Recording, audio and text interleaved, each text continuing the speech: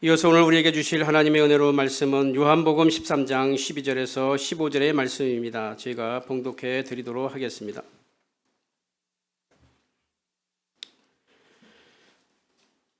그들의 발을 씻으신 후에 옷을 입으시고 다시 앉아 그들에게 이르시되 내가 너희에게 행한 것을 너희가 아느냐?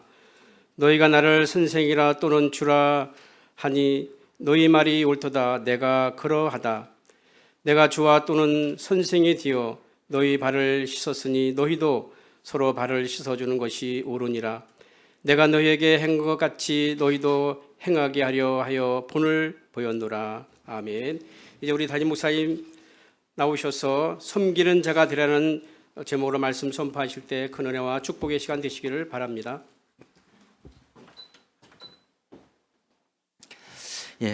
오늘 말씀은 우리가 잘 아는 예수님께서 제자들의 발을 씻기신 내용을 담고 있습니다.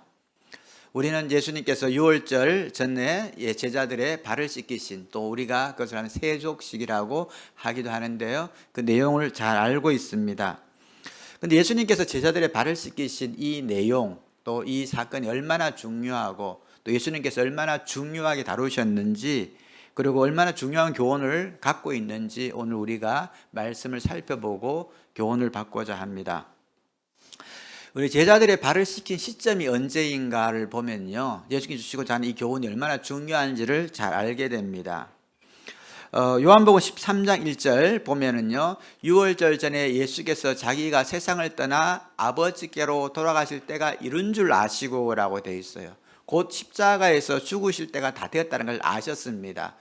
최후의 마지막 만찬하시고 발을 씻기셨으니까 기도로 가셨다가 잡히고 신문당하시고 죽으셨어요. 그래서 어떻게 보면은 이 발을 씻기는 사역은 예수님의 마지막으로 제자들에게 해주는 그런 사역이기도 합니다.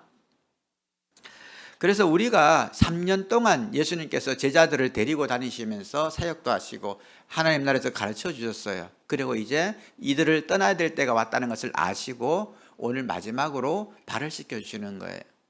여러분, 학교에서도 이제 공부를 이렇게 다 가르치잖아요. 그리고 내일 모레가 이제 수능이다 이러면은 총정리 시간이 있습니다. 자, 이제 이것들 배운 것들을 총정리해서 이것 살펴보고 이걸 중요하게 생각해라 라고 정리합니다.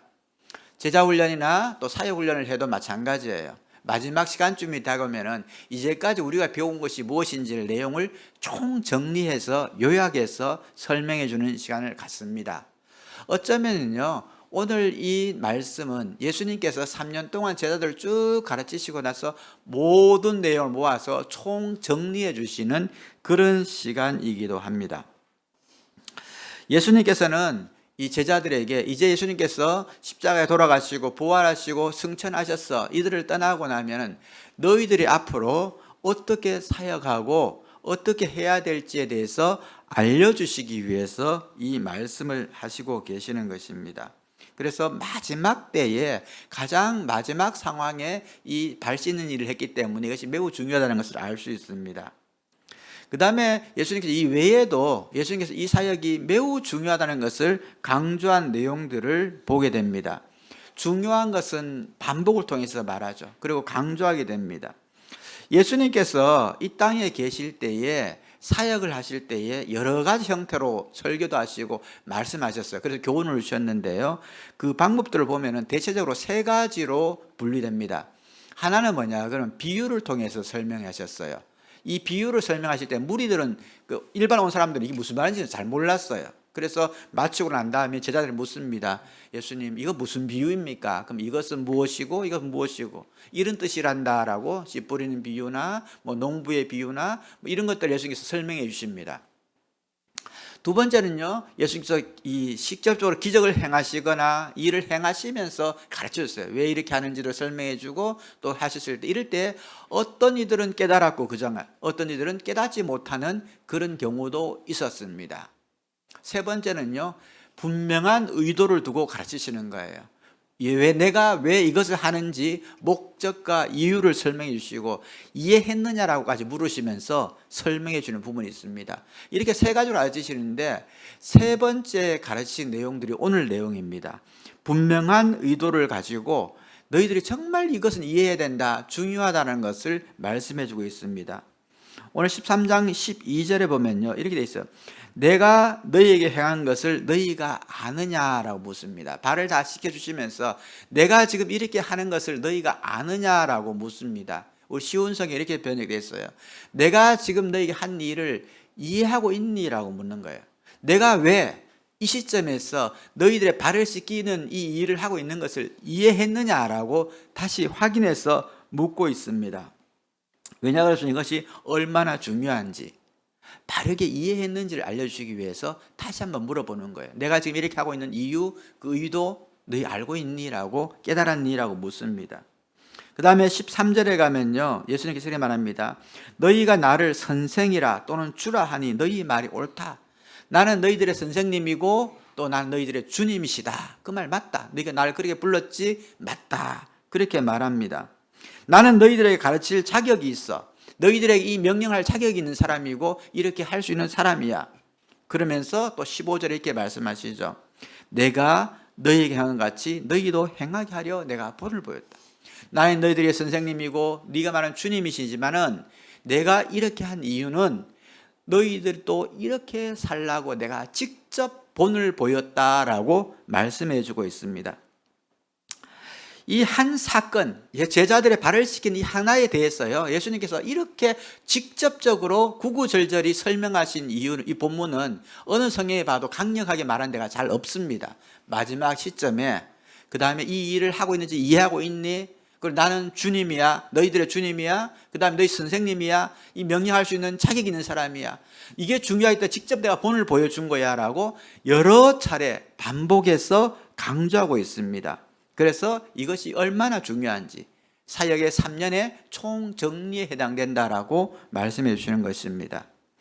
선생이며 주님께서 이 본을 보여주셨습니다. 우리는 이 말씀을 이해하기 위해서 선생이란 단어와 주님이란 단어에 대해서 이해를 해야 됩니다. 그래야 본문을 더 잘 알 수 있게 돼요. 13절 말씀이죠. 너희가 나를 선생이라 또는 주라 하니 너희 말이 옳도다라고 말합니다. 난 너희들의 선생이고 또 나는 너희의 주다라고 말하죠. 선생님이란 말은 우리나라 사회에서는 보편적으로 쓰이는 말, 포괄적으로 넓게 쓰입니다. 잘 모르는 분에게도 선생님이라고 존칭하기도 하고요. 교직에 계시는 분들에게 선생님을 하기도 합니다. 그리고 진정으로 존경하는 분에게도 선생님이라는 호칭을 씁니다. 그래서 선생님 호칭은 우리나라에서 상황과 위치에 따라서 굉장히 포괄적으로 넓게 사용되는 말이기도 합니다. 예수님께서 오늘 본문에서 사용한 이 선생이라는 단어는요, 이 헬라어로 보면요, 누구에게 쓰였냐 그러면 세례 요한에게 쓰였고요, 우리가 잘 아는 요한복음에 나오는 니고데모라는 분에게 쓰였습니다. 니고데모는 유대인의 관원으로 하나님의 말씀을 해석하는 일을 감당했어요. 안식일 날 일하지 말아라. 어느 정도가 일이고 어느 정도까지는 일 아닙니까? 얼마나 걸어가야 됩니까? 무게는 얼마 들어야 됩니까? 이것을 정하는 사람들이 사내들인 공회원들이에요. 그 사람들을 선생이라고 불렀습니다. 요한복음 3장 9절 10절 보면요, 예수님과 니고데모가 만날 때 그러죠. 너는 이스라엘 선생으로서 이런 일을 알지 못하느냐.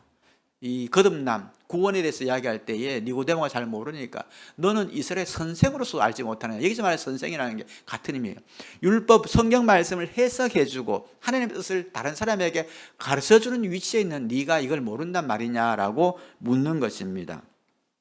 이 선생이라는 단어는요, 헬라어로 디다스칼로스란 뜻인데요, 하나님의 말씀을 해석해주며 하나님의 뜻을 말해줄 수 있는 권위를 가지신 분이라는 것입니다. 아무나 이 일을 할 수 없습니다. 이 자격이 주어지잖아요. 사내들인 공회원에게 주어졌고요, 세례 요한 같은 분에게 주어졌고요. 굉장히 귀하고 높은 위치에 있는 분이에요. 예수님은 나는 너희들의 선생이다, 스승이다, 맞다라고 이야기하셨습니다. 이런 권위 있는 위치에서 내가 이것을 가르쳐 준다라고 설명합니다. 두 번째, 우리가 맨날 기도할 때 주여 주여 하던 주예요. 주님 혹은 주여라고 볼 때 주라는 뜻입니다. 이 단어는 큐리오스라는 말인데요, 이 누구에게 불려졌냐면 하나님을 부를 때에 큐리오스, 주님이라 부르고요, 황제 앞에 황제를 부를 때에 큐리오스란 말을 씁니다. 내 삶을 다스리는 주인이라는 것입니다. 여러분, 예수님은 나의 구원자다 할 때 나를 죄에서 구원해 주셔서 천국으로 인도하시는 분이라는 뜻이고요, 나의 주님이라고 말할 때는요, 내 삶을 다스리시는 나의 왕이다라는 뜻입니다. 주님, 퀴리오스라고 황제가 주는 명령이에요. 여러분 우리는 이렇게 작은 모임이기 때문에 이 지도자가 주는 권위가 이 위험을 잘 못 느껴요. 근데 여러분 큰 모임에 가면요, 그 압력, 위험이 얼마나 대단한지 모릅니다. 10,000명 혹은 몇만 명 모이는 교회 한번 가보세요. 거기에 담임 목사님 한번 보세요. 그 주변에 가지도 못해요. 그분들을 저는 가끔씩 만나는데 수행하는 사람이 20-30명씩 따라다녀요. 그 중압감이 얼마나 큰지 몰라요. 아마 옛날 황제들이 모이는 자리에 가면 상상할 수 없을 것입니다. 그런 사람이 느낄 수 있는 압력과 권위를 느낄 수 있는 그런 황제, 하나님, 그런 주님이 맞다는 거예요. 선생이며 주님인 너희, 나는 너희들을 가르치는 스승이고, 그리고 너희들이 나를 섬기는 나는 너희의 주님이다. 큐리오스다. 그런 내가 너희들에게 발을 씻기라고 당부하고 있다라고 말씀해 주고 있습니다. 얼마나 강조하고 있는지 모릅니다. 발을 씻기라는 의미는 어떤 의미냐? 섬기는 자가 되라라는 말씀이에요. 여러분, 이 발을 씻긴다는 의미도 문화적으로 이해해야 돼요. 성경을 이해할 때는요, 역사적, 문화적인 배경 속에서 이해하는 것이 굉장히 중요합니다. 여러분, 우리 문화와 유대인 이 당시의 문화는 달라요. 예수님 시대에는 흙먼지가 많이 날리는 건조한 지역이었고 샌들을 신고 다녔어요. 그래서 남의 집에 들어갈 때는 항상 발에 있는 먼지를 털어야 됐습니다. 그래서 물로 씻어요. 가나 혼인잔치에서 포도주를 댄 그 항아리의 물은 발을 씻는 물이잖아요. 하인이 나와서 물을 떠서 손님들의 발을 씻겨주는 그런 역할을 하는 그 항아리입니다. 그리고 베다니 시몬에게는 내가 들어올 때에 발 씻을 물도 주지 않았다라고 예수님 말씀하셨어요. 손님으로서 존중하지 않았다는 뜻입니다. 그처럼 이 문화사에서는요, 발 씻는 일이 매우 익숙한 일이에요. 그리고 종이 주인에게 해주는 굉장히 관례적인 일 중에 하나입니다. 그런데 오늘 우리 이 시대에 와서 발을 씻는다, 이건 우리나라 문화에서 좀 달라요. 제가 지금 여러분 발을 씻기겠습니다 해가 여러분 다 신발 벗고 올라오세요. 양발 벗고 막 여러분 발을 씻겨보세요. 어떨까요? 매우 불편해요. 일단은 신발 벗는 것도 불편하고 양말 벗는 것도 불편하고 내 발을 누게 보여주는 것도 불편하고 문화가 달라요. 그래서 이 세족식 한다, 이것이 잘 보편화되지 않는 이유가 문화적으로 좀 달라서 그래요. 그래서 우리가 이 발을 씻긴다는 의미는 진짜 발을 씻겨주라는 의미가 아니라 섬기는 자가 되라는 의미입니다. 그래서 이 초대교회, 특히 디모데전후서로 내려가면요, 너희들 서로 발을 씻겨라, 발 씻기는 자가 되라, 이런 표현은요, 섬기는 자라는 말의 관용어 혹은 대명사로 사용되게 됩니다. 그래서 발 씻기는 자가 되라, 이 말은 섬기는 자가 되어라라는 말씀으로 이해되게 되는 겁니다. 예수님께서 서로 발을 씻겨주라는 말씀은 너희는 군림하려 하지 말고 누군가를 지배하려고 하지 말고 섬기는 자가 되라라고 말합니다. 정확히 표현하면요, 선생과 주님의 자격으로 내가 너희를 섬겼으니 너희들의 직책이 높아지거나 사회적인 지위가 높아지거나 혹은 이 사람들이 너희들을 더 많이 존경하고 존중하게 된다면 그럴수록 더 낮아져서 섬기는 자가 되어야 한다라고 삶의 원리를 가르쳐 주고 계시는 것입니다.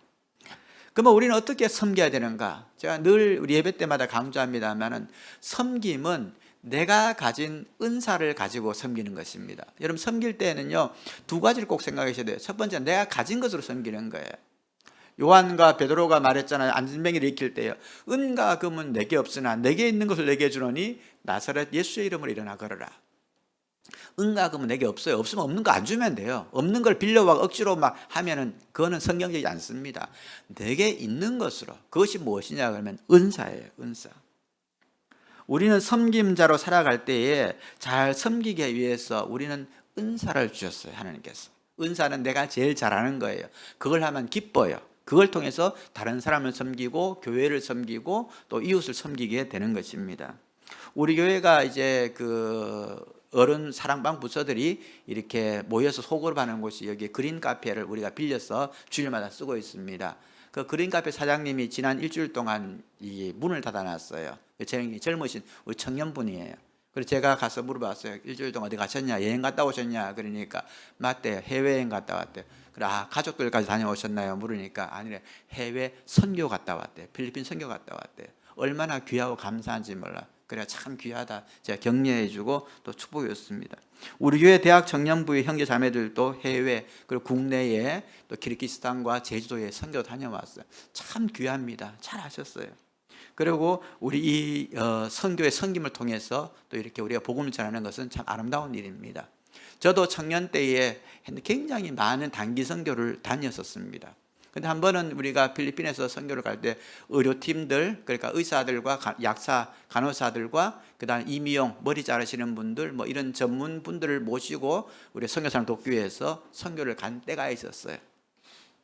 그날 저녁에 이제 모임을 하는데 그 팀 중에 한 분이 이런 말을 합니다. 우리가 여기 섬기러 왔는데 왜 우리가 먹은 밥에 밥 먹은 설거지를 왜 저 현지인들이 하느냐? 우리는 섬기는 게 아니다. 그래가지고 설거지를 해야 된다라고 막 그렇게 열심히 말씀하시는 분이 계셨어요.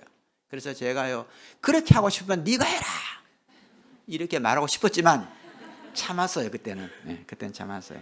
그리고 제가 말씀드렸어요.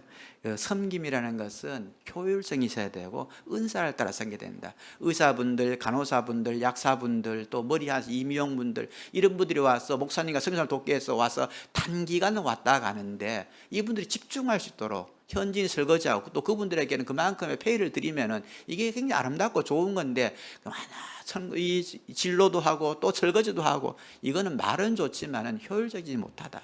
내가 가진 것을 더 열심히 섬기고 내가 좀 못하는 건 양보하고 이런 효율성이 필요하다라고 제가 설명한 적이 있었습니다. 여러분, 우리 은사로 섬기면 즐거워요. 그리고 내가 잘하는 건 열심히 하고요, 못하는 건 잘하는 분에게 양보하고 부탁해서 이렇게 아름답게 교회가 이루어져야 됩니다. 우리 교회는 다른 어떤 교회들보다도 은사를 따라 섬기는 섬김이 탁월한 교회예요. 오늘 예배 후에 우리 윷놀이 대회만 봐도 그래요. 제가 참 많은 감동을 받았습니다. 여러분, 저 뒤에 포스터가 붙었어요. 윷놀이 한다고 포스터 만드는 교회 없습니다, 여러분. 우리밖에 없어요. 그런데 이거 제가 시킨 것도 아니에요. 자발적으로 만들어 주셨어요.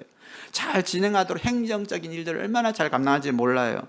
윷놀이 도구를 준비해 오시는 분도 계셨습니다. 또 상품을 사러 가셔가지고 준비하는 분이 계셨어요. 토요일 오셔가지고 오늘 여러분 우리가 먹을 떡국을 준비하고 끓이고 준비하신 분들도 계셨어요. 모두가 각자의 영역에서 자기가 잘할 수 있는 것들로 섬겨주셨어요.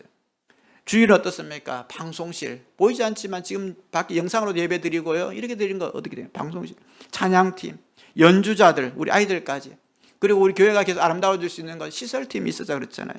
디자인팀, 그리고 주일학교 교사들, 이 모든 것이 내가 가진 은사를 통해서 섬기기 때문에 가능합니다.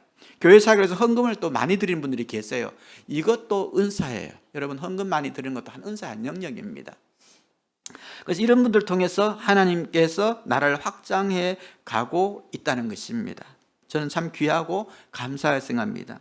마지막으로 우리 주님께서 섬김의 본에 대해서 이야기하셨어요. 이 섬기는 자가 되라. 그리고 내가 이 본을 너에게 보였다라고 말씀하셨어요. 이것은요, 섬김이라는 것은 우리 세대에서 끝나는 것이 아니라 다음 세대까지 세대를 통해서 계속 흘러가야 된다는 것을 말씀해 주십니다. 가르치는 자의 본이 얼마나 중요한지 몰라요. 그래서 선생님, 스승이신 예수님께서 직접 발을시켜서 보여주신 거예요. 제가 대학부 사역을 할 때였어요. 대학부 아이들을 이제 리더들을 모아놓고 성경부 인도하는 법을 가르치잖아요. 그래서 리더들이 가서 이제 소그룹을 다시 하는데 모아놓고 제가 이제 설명합니다. 그럴 때에 이제 그 문제, 다음 주에 공부할 내용들을 갖고 오잖아요. 1번 무슨 제목하고 1번 문제, 2번 문제 나오잖아요. 그 원래 공부할 때 어떻게 합니까? 1번 누구 형제 읽어보세요. 지금 읽어보고 어떻게 생각하세요? 하면 또 이야기하고 다음 사람 어떻게 생각하세요? 이렇게 해가지고 성경 속으로 인도하는 거잖아요. 근데 저는 또 이렇게 압축 요약하는 걸 좋아하잖아요. 자, 1번 이런 질문이야. 자, 이거는 이렇게 대답하는데, 자, 그 다음 2번 이런 질문이야. 이래가지고 30분 동안 할 것을 5분만에 다 요약해가지고 다 끝냅니다. 근데 제가 놀란 게 있어요. 그날 그 주일날 다니면서요, 우리 아이들 소그룹 어떻게 하냐고 쭉 돌아보는데, 소그룹 리더들이요, 문제를 안 읽어요. 1번 이건 이렇고 2번 이렇고 5분만 다 끝내버리는 거예요. 제가 충격받았습니다, 그때. 그래서 이렇게 가르쳐서는 안 되구나 하는 것들을 나는 알고 있지만은 또 너희들은 이렇게 해라라고 말하니까요, 그렇게 하는 게 아니라 내 한테 그대로 하더라고요. 그래서 앞으로 내가 이렇게 해서는 안 되겠구나. 아무리 내가 요약을 잘한다 하더라도 정말 어떤 부분들은 처음부터까지 발달 천천히 그렇게 가르쳐야 된다라는 생각을 했습니다. 왜냐 그러면요, 우리는 이렇게 하라고 말하는 것보다가 그가 보여주는 본을 따라서 살게 되기 때문입니다. 조시 헌트라는 분이 있어요. 그 사람 쓴 책 중에는요, 왜 내게 배운 사람은 변화되지 않는가라는 그런 책 제목이 있습니다. 가슴이 뜨끔하죠. 특히 이 질문들은 지도자로서 목회자에게 참 부담을 주는 질문입니다. 왜 내게 배우는 사람들은 변화되지 않는가? 지금은 이런 고민이 많이 없어졌어요. 왜냐하면 우리 교회는 성도들이 변화되고 있습니다. 속도의 차이와 변화의 크기의 차이가 있을 뿐이지 다 믿음 안에서 변화되고 있는 것을 우리는 보고 있어요. 그래서 뭐 그렇게 특별하게 염려하지 않습니다만은 이 책에서 말하는 핵심은 내게 배운 사람이 변하지 않는 근본적인 이유는 내가 본을 보이지 않았기 때문이다. 내가 먼저 그대로 하면요, 본을 보고 따라가는데 그렇게 하지 않았다는 거예요. 여러분, 저는 우리 교회는 앞으로 우리 임직도 하겠습니다. 좋은, 이번에는 안 뽑습니다만 장로님을 언젠가 세울 거예요. 좋은 장로님이 나오리라 저는 기대합니다. 왜냐하면 좋은 장로님이 계시기 때문이에요. 우리 교회는 좋은 권사님과 좋은 안수사님들이 나오리라 저는 기대해요. 왜요? 좋은 분들이 계시기 때문이에요. 항상 본을 보이는 분을 따라서 따라오게 되는 것입니다. 스승의 본을 제자들에게 보이고요, 제자들이 어떤 모습으로 사는가가 그 스승이 얼마나 훌륭한가의 판가름이 되게 됩니다. 처음 제자들이 예수님을 따라올 때는요, 세상의 권력을 잡으려고 했어요. 예수님이 하나님 나라에 예루살렘에 딱 들어가면요, 이렇게 세상 정치처럼 된 줄 알았어요. 그래서 나는 국무총리, 나는 외무부 장관, 이렇게 조각하고 정치적인 생각을 했었습니다. 그래서 예수님 따라다니면은 내가 언젠가 한 자리 할 수 있을 거야 라는 생각으로 가득 찼어요. 근데 이상해요. 예수님은 자꾸 섬기라 그러고 뭐 무력도 쓰지 않으시고 맨날 희생만 하시고 또 결국 십자가에서 죽기까지 하십니다. 그래서 어떻게 보면요, 굉장히 나약하신 분처럼 보였어요. 그래서 가룟 유다가 예수님 배신할 때도 보면은요, 자기가 원해 그렸던 그림과 예수님의 가는 길이 안 맞았기 때문이에요. 그런 삶입니다. 그러나 예수님께서는 말씀하셨어요. 낮아지고 겸손하고 섬기고 그러면 천국 영생을 얻고 그 다음에 하나님께서 나머지를 더 채우신다. 여러분 늘 기억하세요. 우리 세상을 위해, 세상에서 섬깁니다. 그러면 나는 내만 섬겨야 돼. 내 종이에요. 맨날 힘들어요. 아니에요. 내가 섬기고 손해보고 하면은요, 하나님께 받는 사람들이에요. 그리스도인들은요, 세상을 향해서 섬기고 하나님께 받는 사람이에요. 이것이 익숙해져야 돼요. 익숙해져야 돼요. 그리고 그래야 억울한 마음, 손해보는 마음 없이 잘 섬길 수 있습니다. 예수님은 모든 것을 다 주셨어요. 그리고 십자가에 죽으시는 것까지 진정한 사랑과 섬김을 보여주셨습니다. 그래서 처음에는 내가 군림하고 내가 더 높은 사람이 되고 유명한 사람이 되겠다는 제자들이요, 예수님을 따라서 이들도 모두 순교자의 길을 가게 됩니다. 베드로는 로마에서 십자가에서 거꾸로 매달려 죽었습니다. 마가는 알렉산드리아에서 기도하다가 순교했습니다. 빌립은 소아시아에서 십자가를 쥐고 죽었습니다. 바돌로메는 몸이 가죽이 벗겨지는 고통을 당하다가 죽음했습니다. 도마는 인도에서 나는 예배한다라고 외치면서 순교했습니다. 마태는 에티오피아에서 창에 찔러 순교했고, 마띠아는 예루살렘에서 돌에 맞아 순교했고, 안드레는 에데사에서 십자가에 못 박혔고, 누가는 헬라에서 감람나무에 목매어 죽임을 당했고, 바울은 로마에서 칼로 목베임을 당해 죽었습니다. 사도 요한은 100세 될 때까지 온갖 시련을 겪다가 이 순교한 순교자였습니다.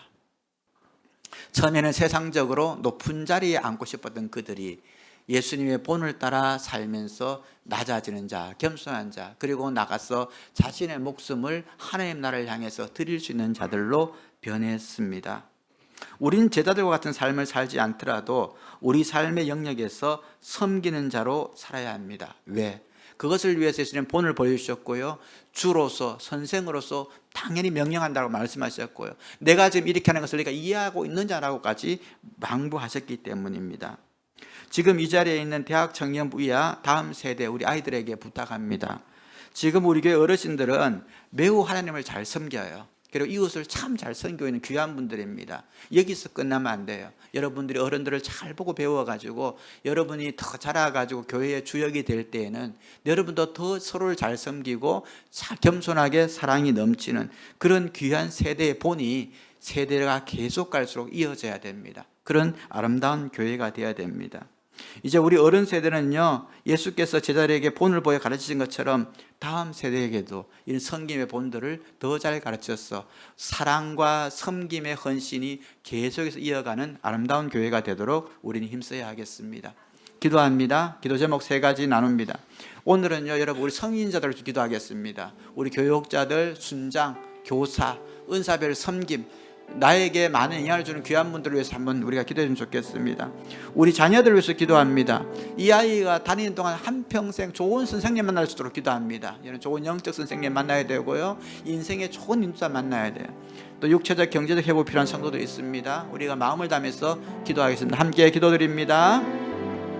사랑의 하나님, 감사합니다. 주님께서 직접 본을 보이시면서 섬기는 자가 되라라고 명령하셨습니다. 하나님 아버지, 우리는 섬기려고 하다가도 인간의 욕심, 그리고 우리의 주님이 저 교만한 마음 때문에 그렇게 할 수 없는 때가 많습니다. 주님 용서하여 주옵소서. 더욱더 주님을 닮아가는 성품 갖게 하시고, 특별히 우리의 은사를 따라서 더 귀히 섬기는 교회 되게 하여 주시고, 우리 자녀들이 이 어른 세대의 귀한 섬김을 이어받아 더욱더 아름다운 공동체로 쓰임받게 하여 주옵소서. 이 시간 주 앞에 귀한 예물 올려드립니다. 하나님 영광 받아 주옵소서. 특별히 우리 자녀들이 주 앞에 물질 바르게 드리는 훈련 잘 하였어. 이 아이들이 주님이시여 물질에 시험 들지 않고 하나님께 드림으로 어떤 복을 받는지 이 생애에서 주님 친히 경험할 수 있도록 아이들을 반듯하게 잘 자라게 은혜를 내려 주옵소서. 은혜의 찬양으로 주께 나갑니다. 성령님 함께하여 주옵소서. 찬양 가운데 우리 영을 만져 주옵시고 우리의 마음을 만져 주옵시고 임재하여 주시기를 간절히 원하오며 예수님 이름으로 기도드립니다. 아멘.